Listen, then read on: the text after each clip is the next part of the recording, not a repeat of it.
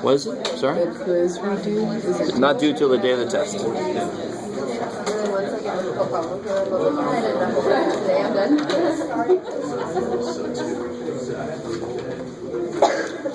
All right. So anybody need a z-score chart? Anybody not get one yet?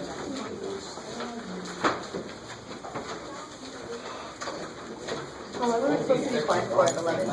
Say again? How long were we supposed to be quiet for? A moment. Oh. Yeah.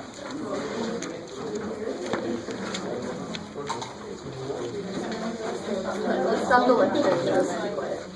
Oh. You only have 10 minutes. All right. Quiz corrections do different.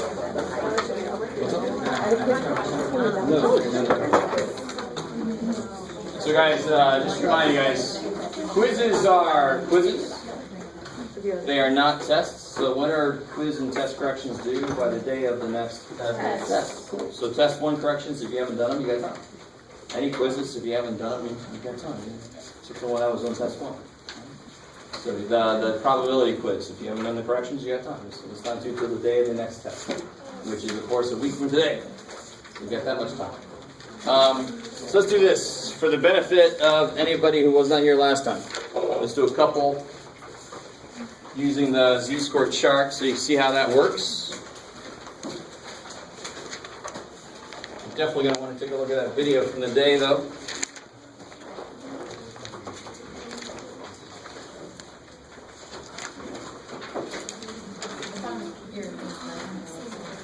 Yeah.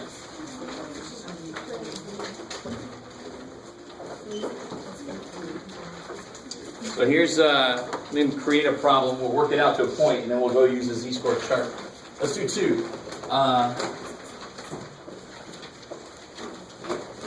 Given a standard, normal distribution. So standard normal distribution means there are already z-scores. Right, so the question I got to ask you is all about z-scores. Find the probability that z is greater than negative 0.92. All right, so let's go through how to do this again. So this chart, whatever z-score you look up, it tells you the area that's below it. And I highly recommend, I need to hire somebody. See if I can make this work. There's that. I can see both. Oh, yay. Okay, Jeff. I highly recommend you draw a picture for each of these problems, because the people that don't draw the pictures are the people who are going to make the simple mistakes. So draw, what goes in the middle for this one? 0, good. Whatever the mean was before it changed to z-scores, it becomes 0 once it's z-scores. So if I had a problem that wasn't standard normal, it's just a normal distribution, I would put the mean, whatever the mean is, 11, negative 48, 48, whatever. Just put that in the middle. And I want to know greater than negative 0.92. And again, a little point I made last time. I don't know why suddenly people forget how number lines work. But negative 0.92 is over there. And which way am I going to shade? To the right. To the right. Greater. This is greater than. Look at that kicking in. So I want to know that much. So tell me one quick thing. What do you know this has got to be more than? This area has got to be more than 50%. I love it, because from 0 up would be 50%, because 0 cuts this thing in half, because it's symmetric. So I know this is gonna be more than half. But if I look at negative 0.92, so I got to go to the negative z-scores. Look at negative 0.92. So here's how this works. Here's negative 0.9. This would be negative 0.90, negative 0.91, negative 0.92. Bam. You see how that chart works. Again, anytime I look up a z-score, the area that I find is the area that is where? Below it. Below it. So this would be this area. What was it again, Jeff? Good. So that's 0.1788. Do I circle that and keep going? Hell no. And again, the picture helps you. It tells you what to do. It tells you if you're done. It's insane. So I want this side. That's why I shaded that side. So how do I get this side? Yeah, 1 minus this, because that's the exact opposite of what I want. That's the other side. So this side must be the whole thing minus that piece. And what's 1 minus 0.178? 8210. Kick ass. So about 82%, right? Yeah, if it says Z is less than, you would just get one. You would have been done right there, Just yeah. stop. Yeah. If it would have been less than, you would have been done right there. Gotcha. Right? But I'm evil, so I made you go one more step. Yeah. Now, real quick, just to show you, and if you don't understand this entirely, never use it, right? If you look up positive 0.92, get the answer that we got. And that's all because of the symmetry of the picture. But if you're not sure why that's true, and you're not sure when to do it, just never do. You never have to do that. Well, what you could do is whenever you see it greater, just change it to less than, change the minus to a plus. Sure, yes, beautiful. But what works to you doesn't necessarily work for everybody. But that's exactly how you would use that. That's one way you could use that shortcut. It's a shortcut, though, so you don't have to do it. Awesome. I like it. I like it. So what about a more interesting problem? One that's not all about Z. So I can ask you a bunch of Z questions. Right. But now, let's add one more layer on top. If it doesn't start off as Z's, and this chart only understands Z's, I got to change them into Z's. So let's say I had a mean of, let's make this interesting. Let's say the mean temperature in Minnesota in January is negative 14.3. I don't know if it's true. I think it's a number. Sounds like what they talk about. And let's say the standard deviation is known to be, now, real quick. What's the lowest the standard deviation could ever be? 0. But the mean could be negative all day, right? There's a lot of businesses that are living that reality. What's our profit, Johnson? I don't want to say. Negative something. All right, sure. So the standard deviation, let's say, is 3.14. Sure. I like that. I like that somebody laughed about that. I like that. And let's say that temperatures are known to be normally distributed. This is a key thing right there. If they didn't tell me it's normally distributed, or if I didn't have a way to know it was normally distributed, then I cannot use this. And that desperately sucks, because this is full of answers. And if I don't know if it's normal, I can't go to the answers. I have to do something else freaky, which would actually be in stats 2. Unfortunately, we only offer stats 1. So let's say this is the setup. I know it's normal. I know that's the mean, the standard deviation. And I want to know what's the probability that the temperature is in between negative, what you got, Jeff? I don't know, Jeff. Negative 20 and negative 11. Sure, man. All right, so just take a second right now and try to draw that picture. Try to draw the picture that represents this information and the question.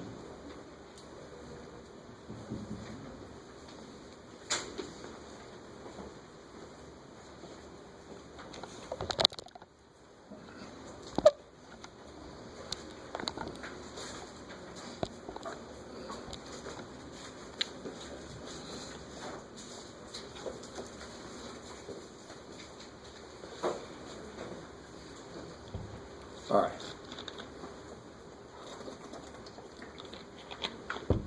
So, what goes right in the middle? 14.3. I like it. So negative 14.3. Where's negative 20? Below that bad boy. And where's negative 11? Between numbers. Above that bad boy. Careful. Oh, is it positive or negative? It doesn't matter. Oh, it's a negative. It's more than negative 14.3. Yeah. That's positive. So I want the area between these two. Alright, so So here's where people make a lot of interesting mistakes. You have to get both z-scores, and you don't want to subtract those because that would move where I am. I want to get their areas, of course, because that makes physical sense. Believe it or not, math makes physical sense very often. The area below there is too much. If I take this area, subtract it from that area, I'm left with the area that they asked me for. Let that make so much sense. So, what's my very next step then? Good, because I can't get the areas from this dude until I give him some z-scores.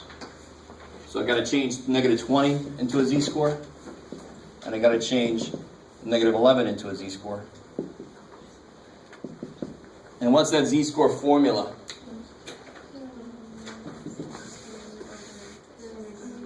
X minus the mu, or the standard deviation. Good. It's how many of these fit into there. I mean, that's another way to look at that equation, right? When you divide by something, you see how many of those are in that thing on top.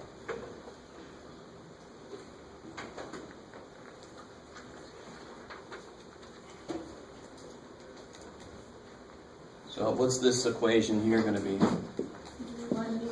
Negative. Good. Negative 20 minus negative 14.3 over 3.14. And this will be negative 11 minus negative 14.3 over 3.14. This piece will never change for a given problem.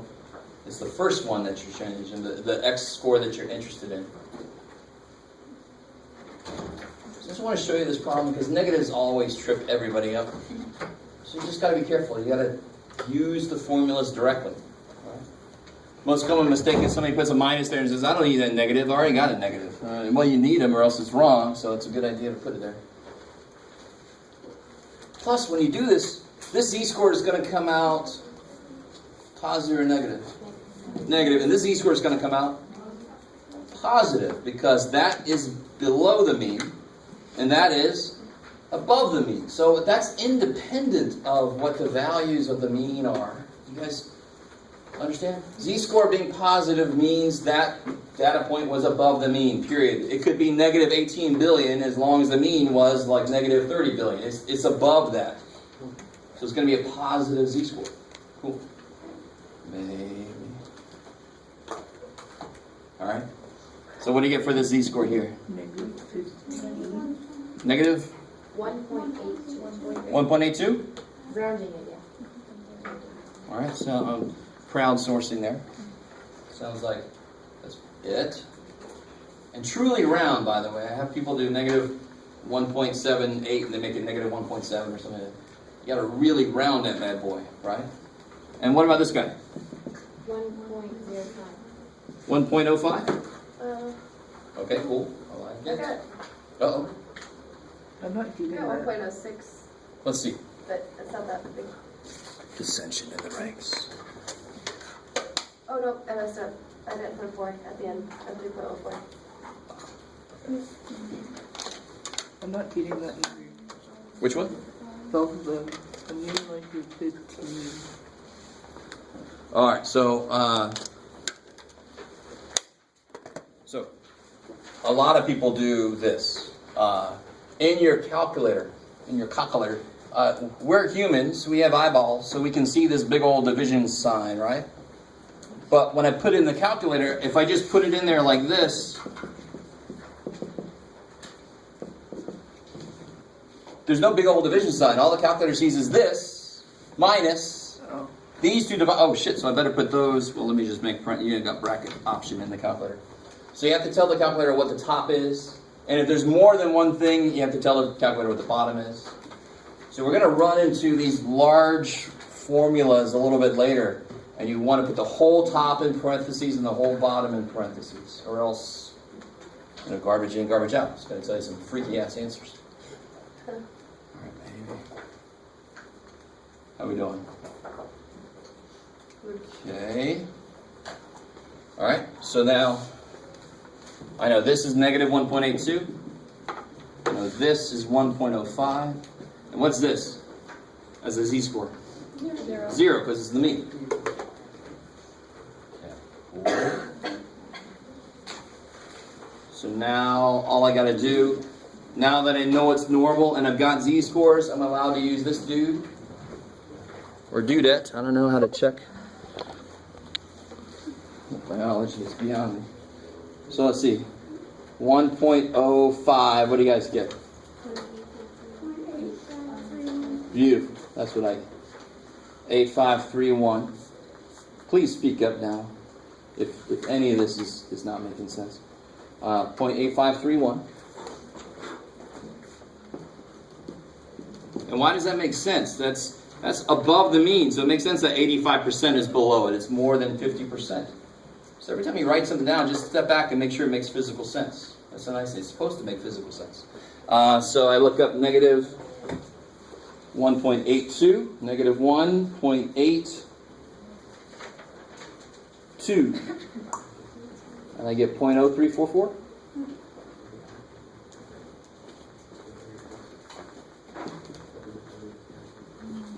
So I have some people that just circle those, but of course that's one question. I want one answer to that one question. How do I get that one answer? Subtract those. All right, so what do you get? 0.8187. 87? So almost 82%. Almost 82%.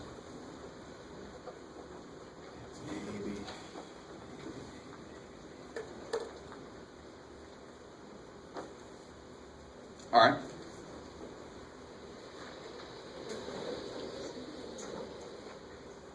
So any questions on that? Yes? When we write the answers, do you want us to write them with the decimal and the percent, or just? No, I just put that there. You know, if you stop there, it's beautiful. It's fine. Just this kind of makes more immediate sense to us, right?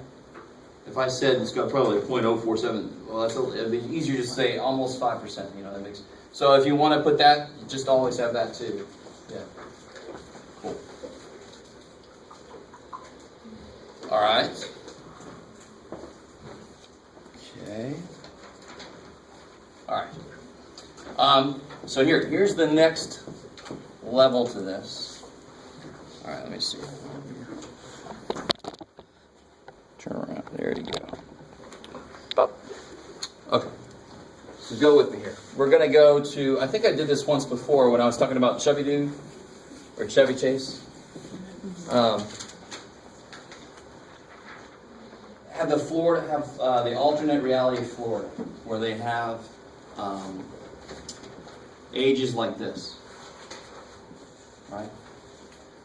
So this, how did I create this picture? If I really did this in real life, I would have gone down to Bizarro, Florida, and what would I do to create? And remember, this is so just to remind you guys, this is ages of people in Florida,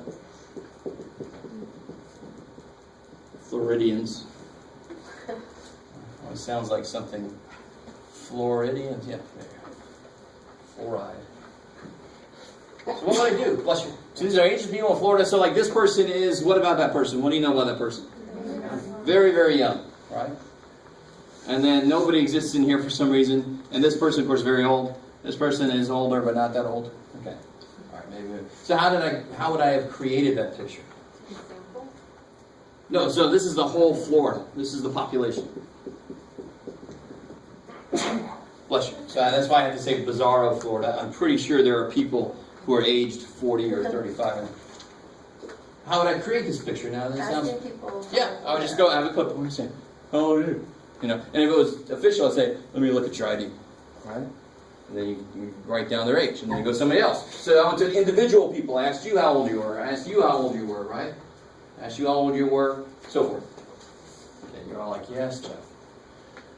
So here's the difference. Now, would you say that's normally distributed? Hell no. Right? It's sort of symmetric, sure, but good Lord, man, it's not. It doesn't look like a bell curve. That is so not normally distributed. Okay. So here's the next level of this. What if instead of asking one person how old you are, so I say, "How old are you?" and you say, "I'm 3 months old." "How old are you?" "I'm 87." "How old are you?" I don't know why they do. Right? And I plot them. And I plot them so most people, like right here, all right, I'm overanalyzing that for a reason. Now I go back to Florida and I talk to groups of 10 people at once. Every group of 10 people I can. I went to every individual I could, Now I take every group of 10 I can and I say, find your average age and tell me. Right? So now I take a sample of size 10 and I say, give me your average age. What is the most likely thing to happen? And let me go back up here. There's a standard deviation, there's a mean. Where's the mean on the picture? It looks like it's in the middle because these are sort of, maybe it's a little more that way, but anyway. Is that cool? Because it's almost symmetric between, so it should be right in the middle. What is the most likely thing to happen if I take a group of 10 people? Is it likely that I get a group, and I'm picking them randomly, is it likely that I get a group of people younger than 1 year old? Is it likely? If I randomly select and I get, and let me close my eyes and look at all of Florida, and they're all like 7 months old. That was weird. What's the most likely thing to happen if I just randomly pick people from Florida? I should get what kind of ages? A mixture. So the most likely thing would be, well, these poor people all over. So what's the most likely average of my sample of size 10? In the middle. This. That's why it's the mean. The larger my samples get, the more that they should tend towards this. So what's my expected value of my sample mean is going to be the mean. In fact, what's another name for it? The mean. Expected value. So if I start taking samples, the mean becomes the expected value of those samples. Does that make sense? Because for every young person I pick, there should be equal chance that I get an older person. So overall, it should average me this. Now, is it impossible that I pick 10 people and they're all right there? Is that impossible? Hell no, it's very possible. But is it likely? No. So where's the tallest peak? I'm going to redraw that picture, but every dot I draw is going to be a group of 10. Here, every dot I drew was a wolf pack of 1. Sorry, I'm not going to get that right. So if I redraw this picture now, where should the tallest peak be again? I can move fast. In the middle. I think so again. So there used to be nobody there. There's no individuals there, but that's going to be the tallest point for the average. Now what's the second most likely thing to happen? Besides a mixture, the second most likely thing to happen is a bunch of people that are right here, because that's the peak right there, right? So after 10, my picture is probably going to look something like this. That peak there, and then a peak in the middle for that. Let me let you absorb that.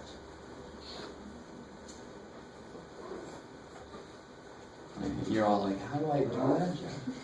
Is there something I didn't know about absorbing information? Sounds weird. Now watch. Which one of these has a larger standard deviation? The top one or the bottom? Which one has a larger standard deviation? What does standard deviation tell you again? The average difference from the mean. The average distance from the mean. So which one has more data points closer to the mean? The second one. The bottom one. So which one has the larger standard deviation? The top one. The top one has more data points further from the mean. The standard deviation tells you how far the data points are on average from the mean. There's a whole bunch right on the freaking mean. So this, whatever this is, I'm going to call this one. Let me see if you guys are cool with this. I'm going to change this a little bit too. So when we take a sample, real quick, I take a sample of 10 people and they tell me their average age. Let's say they tell me the average age was 47. What symbol would I use for that? So, no. So they did their what? They took their what age? They did their mean age. So it's either mu for population, but this is definitely a sample, so it is X bar. Alright, I like it. So what I'm going to call this is the average of the X bars. And what I'm going to call this is the standard deviation of the X bars. And what's really funny, shoot, I think I computer. When you do your 1-bar stats in your calculator, I don't know if you guys have ever noticed this, but it gives you these symbols, right? And this is the standard deviation for individuals. This is the standard deviation for groups of size, whatever. Right, this is how individual scores or ages or whatever are distributed. This is how means of groups of scores or ages or whatever are distributed.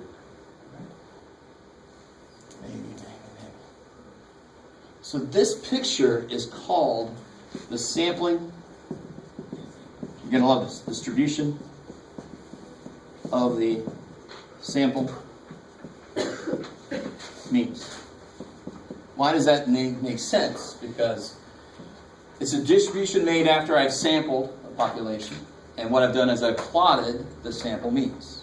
So it's a picture of sample means. This one is for individuals.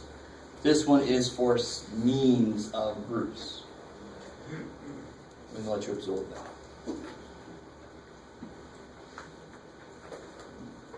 So if I have a probability question that says, what's the probability that an individual scores more than 700 on the SAT math or whatever, I'm going to use this value.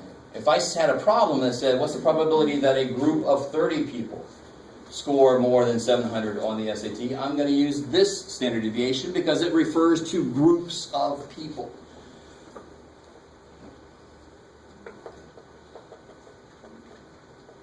Alright, maybe. So here's the neat thing. I could do 11, 12, I could do whatever. But once you get to 30, for most distributions, and I mean like almost every distribution there is, what it's going to look like by the time you get to 30, it's going to look like this.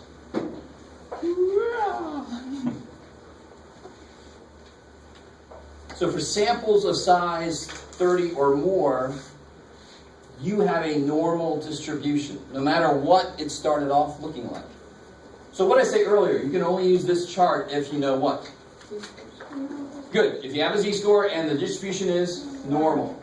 So if I don't say it's normal, you couldn't use this. But now I'm saying, well, if I took sample size 37, I know it's normal. I can get z-scores and use it. Even if I didn't say it was normal, I know once I do this, the new picture is going to be normally distributed. I like it. And if you're, I know where your thoughts are. You're like, what does this mean for me? What kind of work am I going to be doing, Jeff? Am I going to be making up alternate reality Minnesota? No. So here's the end result. Do you think the mean would change? Like if I took an average age right now and I went, no, let me take two of you at a time and take an average and then add those and then average those averages. Would it change what the average age is? If I took each of you and got your age and then averaged them, would that be different if I took two of you at a time, took your average and then averaged all those? Would those be different? Yes. No, it definitely would not. If I take two of you at a time, would I suddenly make everybody older or something? No. There is an average age in here right now. Is that correct? Yes. Yes. So I don't care. Math doesn't care if I do it one person at a time or two people at a time. Right? As long as I got the same number. I can't take 3 and then 2 because then your average is weighted heavier. But if I took 2 people, everybody 2 people, and then averaged all those averages, it's got to be the same freaking average. There is just one average for a given group. Okay, good. So this average is the same as that average. That's what I'm finally trying to get to. Whatever the average is given to you, it's the same. Now, what do we already know about this? This is the standard deviation for individuals. Will it be the same for the samples? What did we say? Here, the standard deviation would be smaller. And then here, it's even smaller. So the standard deviation is going to change somehow. So I'm just going to give you the formula, because this is one of those that are very difficult to go through the derivation. Well, here's what the new standard deviation becomes the old one divided by the square root of how big your sample is. So for a concrete example, if this standard deviation was 6.89, right? Then for this picture, sample size was 10. What would the new standard deviation be then? 6.89 divided by the square root of 10. And then whatever the hell that is. So if I had a problem and I wanted a probability of an individual being so old, I would use this value.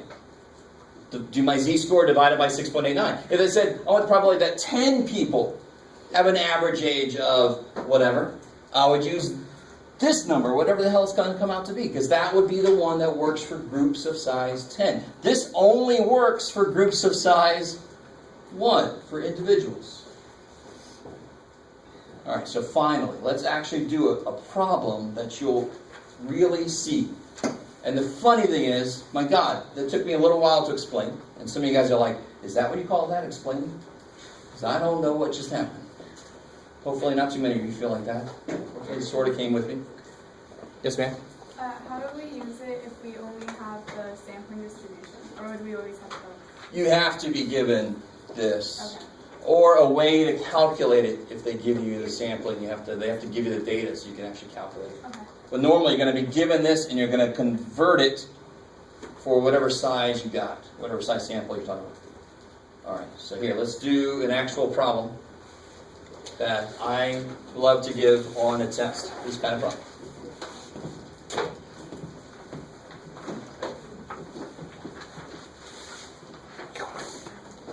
So I'll do two types. I'll do two types. Let's see. Ages. The mean age is 41.5 with a standard deviation of what you want, Jeff? Well, we just 6.89. This one just said. Part A. And we know it's normal. We say that now because you'll see why I have to say that. Yes, ma'am. This is really, what is this even, like, what is it about? So, in statistics, what do we normally, here's the funny thing, everything we've done so far with z-scores is just getting used to how z-scores in the chart works. Yeah. In statistics, what are we normally working with? What do we normally work with in statistics? What do we work with the whole population? Samples. We normally are working with samples. So, this is actually, what we're doing right now is actually more true to life. We normally wouldn't use this number, because that only works for individuals. I normally want to know, well, I saw this for my group of 38 people. What do groups of 38 people normally do? Right? So I can't use this. Why? Because this is a standard deviation that works for individuals. I'd have to get the one that works for groups of 38. So this whole idea of changing it like this, that's going to happen very often in statistics because I am almost always taking a sample of size n. So I almost never use this. So the problems we've done so far are not worthless. In fact, that happens in statistics. Sometimes you are talking about individuals, so it's probably that you will have this happen to you. If you're you and you are, then you're curious about that. But like I'm testing a drug, and I say I saw this in my group of 50 people, they took this drug and this happened, I gotta use this guy for groups of 50. This is only good for individuals. Okay, maybe. So this number tells you how individuals are distributed. If I change it, if I take a sample of size whatever, now my picture changes. It's going to get closer to the middle, right? In fact, why does that make sense? If I took everybody, if I just said my sample size is everyone, well, what's the mean? It's going to be exactly equal to the population mean. It'll just be a line right there. So that's like the limit of just larger and larger and larger samples until you get everybody. So it just smushes and smushes and smushes. The standard deviation gets smaller and smaller and smaller the larger it gets. So here's how this works. So I have this set up. The average age is 41.5 years. Standard deviation is 6.89 years for individuals. And I ask you, if I pick one person at random, what's the probability that they have an age of greater than 35? So did I take a sample of people? How many people did I pick? 1. And in fact, the funny thing is, the formula still sort of works, because if the sample size is 1, this divided by 1 is itself. It didn't change at all. So this is an old problem. I know it's not like that old, because we just recently did z-scores. I have a question about the charts that you made. Yes. we put n equals 10 and the one that was like the 3 bumps, Mhm. and then you put n equals 30, right? And the one down was that. What does that mean? Like it has to be more than 30 people? Yes, 30 is the magic number. If you get 30 people, or 30 whatevers you're looking at, no matter what it starts off looking like, it's going to come out normal at the end. So it's kind of awesome. No matter what your distribution looks like, it can look like that. If you take a sample size 30 or more, it's going to look like that. Yeah. Cool, that's it. And if you think about it, it makes sense. Well, there's two things happening. Well, just one thing. All my data points that I pick, what's most likely to happen is a mixture, and there's most likely to be the mean. And then it falls away from there. It's less and less likely to be further away from the mean. Cool. And this is actually, this whole thing we're doing right now is called the central limit theorem. I don't know how many guys have ever heard limits before. If you've taken calculus, you definitely survived limits if you passed. Right? But limits are, like I said earlier, if I take n equal to everybody, just take everybody, then it's going to look like that. Or I'm going to have one, it's just going to be the average. That's it. That's it. If I take everybody, it's going to be exactly equal to the mean. There's no groups to be further away because I just took everybody. So that's what this means. Central limit theorem. And the limit that I go to everybody, it's going to go towards the center. It's going to approach the actual mean. So, as we know, the larger a sample I take, what do I know about the results? If I take a larger and larger sample, am I trusting the results more or less? More. Because I inherently know that the results of a larger and larger sample are getting closer to the actual population. Right? Yes, ma'am? So for the stuff that we're doing now, n is not like the total amount of people, it's just for like one sample group out of many sample groups? No. So it still is the amount in my sample. Right? Yeah. But when I draw this picture, this dot is a group of 30. This dot is a group of 30. Whereas before it was one person, I'm going to put you on the picture. One person, I'm going to put you on the picture. Right? And that's why they were more scattered. Once I take groups, they can't go crazy as much. So for example, would you be surprised to see one person, you go walking and see one person that's 6'8". You go walking somewhere and there's a 6'8" person. Would you be like, holy shit, can I take your picture? Yes. Maybe it's more individual. 6'8"? 6'8" is not crazy, right? All right. 6'5". All right, 6'5". If you went walking and you saw 30 people that apparently didn't know each other, just looking around, and they're all 6'5", is that weird? Yeah. Yes. So the distribution of individuals allows for somebody's height to be around 6'5" and not be too weird. You guys with me?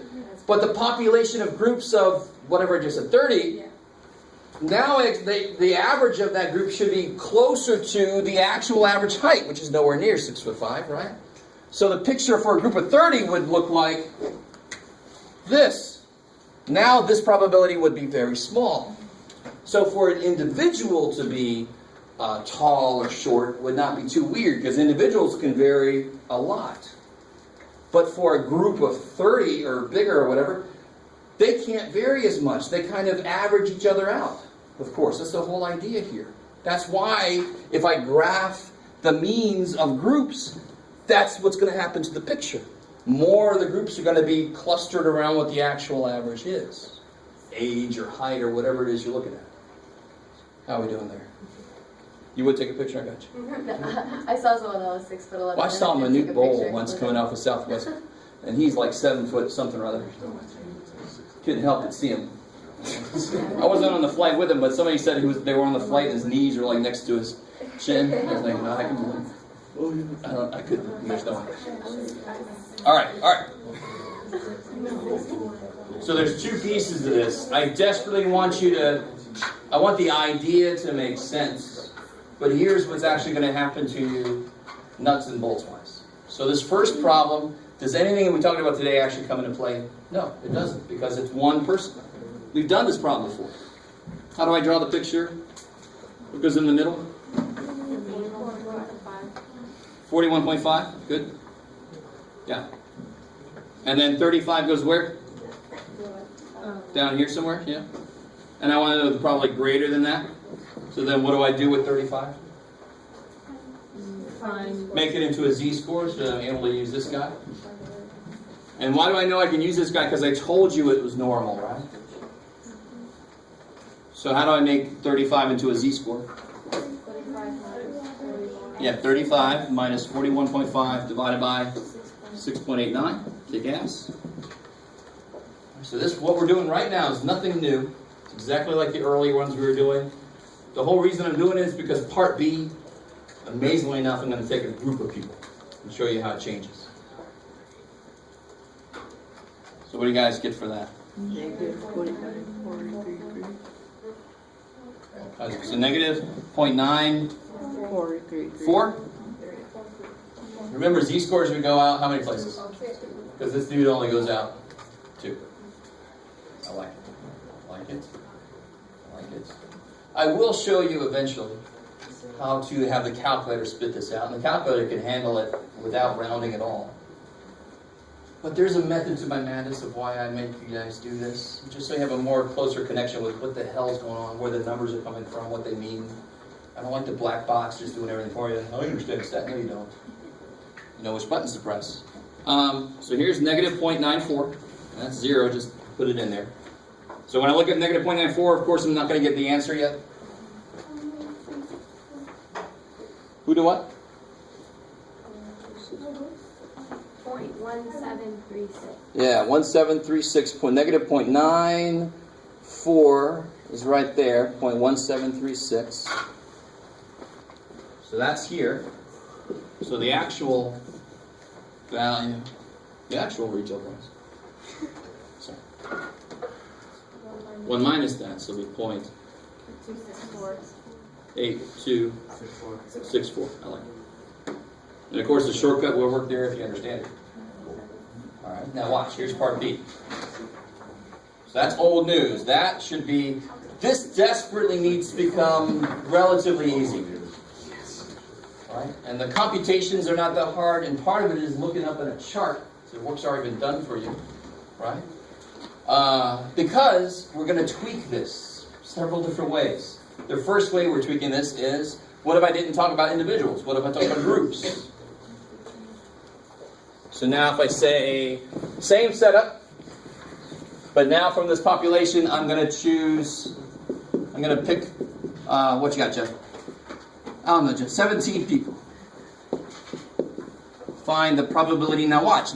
Here's the tells. There are a couple tells as to when to use the central limit there and when to change the standard deviation. I take a group, I take a sample, and I have to ask you about the sample mean. Right? So if it says probably X bar greater than 35. So I took a sample, check. Did I ask about the sample mean? Check. Therefore, I must change the standard deviation.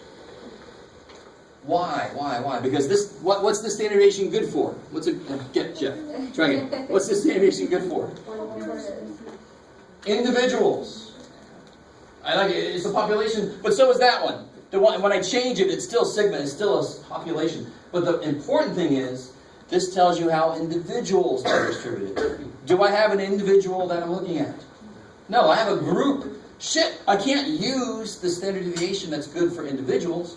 It's got a freaking group. So how do I find the one that's good for a group of 17? Divide it by.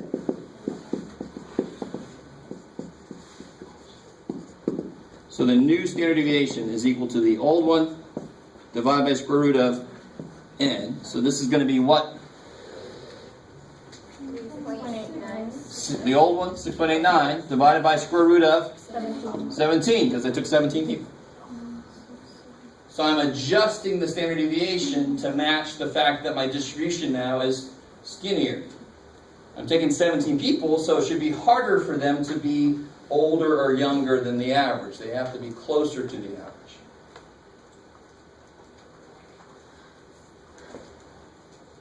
And the beautiful thing is, it took me so long to try to explain what's going on here. But the nuts and bolts of what changes is that. That's it. Everything else is the same. Except instead of putting 6.89 here, I'm going to put whatever the hell that is. What is that? 1.671. Cool. So then the picture still looks the same. You can make it skinnier if you want to, doesn't matter. The mean is still the same, right? 41.5. I still want to know greater than 35. So the picture still looks the same. It's just that when I go to make my z-score now, it's going to be 35 minus 41.5 divided by 1.671.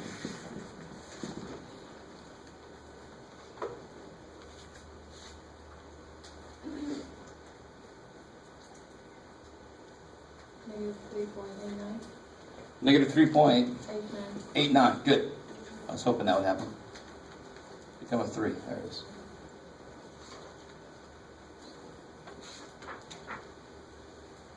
Alright. So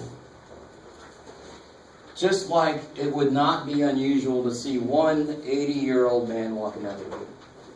But if you were walking somewhere and you just saw a whole bunch of 80-year-old people that didn't even know, like if they knew each other, then you're like, oh, that's just a meeting, they're old friends. But they didn't even know each other. You're just like, what happened?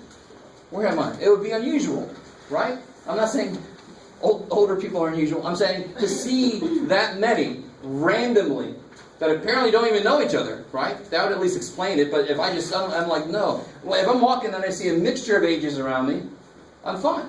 But if I see a whole bunch of little toddlers crawling across the floor, I'm like, what happened? Where are your parents? Am I dreaming? What is this? This is weird.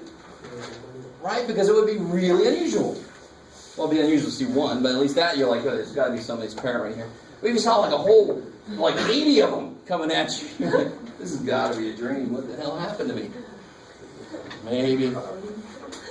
So the average is 41.5. It should be much harder to get a group of 17 people have an average down around 35. So how many people would be out here? Probably nobody. It should be very difficult to get a group of 17. Once you get a group of 17, their average should be getting closer and closer to 41.5. So now what's the chart say about that value? I kind of disagree with the chart a little bit. If you try to look at negative 3.89, where do you go? To the bottom. Now this I disagree with, because at negative 3.5, this is true. But at negative 6, no, it's like 0.000001, right? So here's what I say. You can either just say 0.0001, because that's what the chart says, I understand. But really this is, zero, like approximately 0% or 0 plus. And let me see if I can't. Now, of course, the answer then would be the other part. What's that? That's approximately 100%. Everybody. Now, here's what's really going on. Let's see. So this was the picture for individuals, right? And when you draw your pictures, you don't have to be careful about skinny and stuff. The picture is just an anchor, just so you can see what's going on. But I really wanted to make this make sense. If I take 17 people, the new picture is going to be really skinny around the mean. So look at how many people are out there. Not many. In fact, basically 0%. And I got to be careful how I say it. It's not people, it's groups. So how many groups of 17 people would have an average below 35? Basically none of them, given this data. Does that make sense? I mean, that's all right. Let's try one more of these. Oh yeah, that's right. I was going to give you two. So one situation would be you pick one person. They got to tell you it's normal. And if they don't tell you it's normal, why would that be bad? Because that's where all the answers are. That really sucks. So I like doing that kind of problem. But here's the other problem I like doing.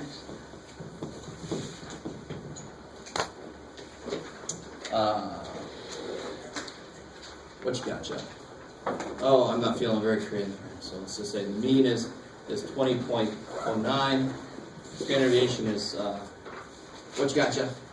Apparently not much. 2.17. And if we pick 38 people, find the probability that the mean is less than, what you got, 18. So I just went right for it. Do I say anywhere in there that it's normally distributed? Oh shit. So then can you just say, I can't do this? No. I can't do this. So, Because doesn't the distribution end up being normalized after 30? there you go. That's the trick. It's the magic number of gotten large enough. So now you start to see, this is just one piece of it, but this is a huge piece of it, why Gallup only has to select 1,200 people to represent all of America. Because it's well above 30 for one thing, but it also, that's not good enough. That's still kind of a small sample, but it also is, 1,200 people should reflect the ratios of America by randomly selecting. But this idea of it, if it's at least 30, then it's normally distributed, and I know all this is true, that's huge. Right? So if I don't say it's normal, I have to give you a way to know that it's normal. So here I know it's normal. So this is the central limit theorem says n greater than, I can't remember, this book says greater than or equal to. Every other book I've used has gone the other way. So it's normal. So we're allowed to do this problem. So what do you think the very first thing I should do is? Beautiful. Right. I've taken a sample of people, of whatever it is, in this case people. I've asked a question about the mean, the sample mean of those people. So I have to change the standard deviation. So anytime I take a sample and I ask a question about the mean, you've got to change the standard deviation. This one is for individuals. I need the one that works for groups of 38 people. I know I keep saying the same thing over and over, but that's the only way to get it sink into your brain. So what's the new standard deviation going to be? 13520. Yeah, so it'll be the old one divided by square root of 38. What do you get again, sorry? 3520. All right.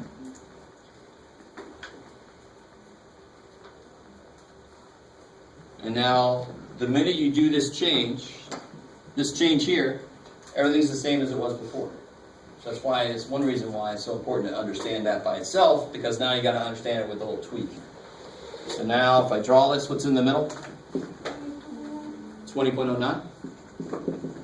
And all I know the probability is less than 18.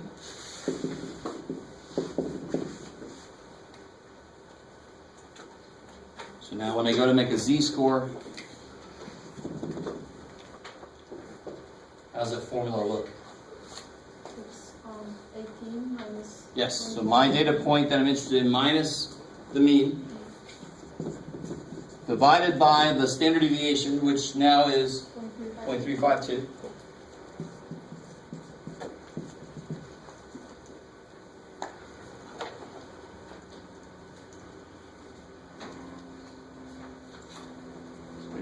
Point something.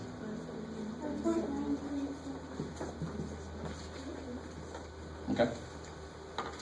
So we just went over what this means. So you can either do what the chart says and put the 0.0001 or the 0.9999 if it's the other side, or you can do what's a little bit better, especially when you get out to freaking 6 standard deviations away. That's